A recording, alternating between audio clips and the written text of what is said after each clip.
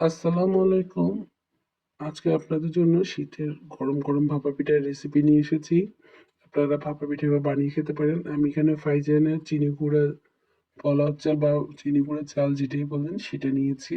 আমি এখানে 2 পট নিয়েছি। চালটা ভালো করে ধুয়ে আমি পানি দিয়ে 1 ঘন্টা ভিজিয়ে রাখবো। এরপরে আমি এটা ব্লেন্ডারে পাউডার করে নিব, মানে চালের গুঁড়ো করে নিব।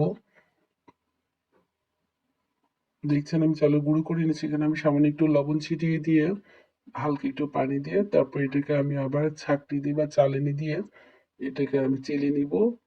চেলে নিয়ে আমি এখানে যে বাটিতে আমি বসাবো, একটা মাটির বাটি নিয়েছি। সেই বাটিতে আমি প্রথমে সাদা চালের গুঁড়োগুলো দিব, দিয়ে আবার না খেজুর গুড় দিব, তারপর নারকেল দিব, আবার হালকা করে সাদা চালের গুঁড়োগুলো দিব, দিয়ে আমি ভাপে বসিয়ে দিব। একটা স্টিম বসিয়েছি, স্টিমের মধ্যে আপনারা এভাবে বসিয়ে দিতে পারেন।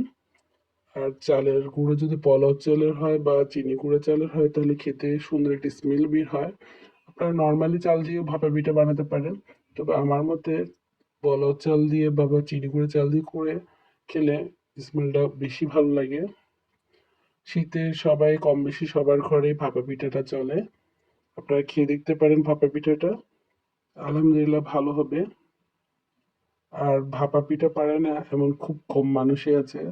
যারা নতুন রাঁধুনি তাদের হয়তো অনেক সময় করতে একটু সমস্যা হয়, তাদের জন্য ইজি ভাবে আমি করিয়ে দেখালাম। এভাবে করে খেয়ে দেখতে পারেন।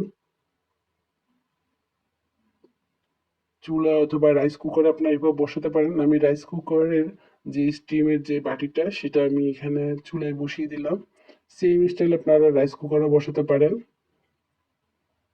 একটু গরম, সেজন্য আমার একটু হাত দিতে একটু ভয় লাগছে বা হাতে একটু ভাপ লাগছে, সেজন্য আমি এভাবে করছি। আপনারা যাদের গরম সহ্য করতে পারেন তারা দিবেন, বা যাদের একটু গরম বেশি ভয় লাগে তারা একটু চুলার আগুনটা কমিয়ে তারপরে গরমে হাত দিবেন।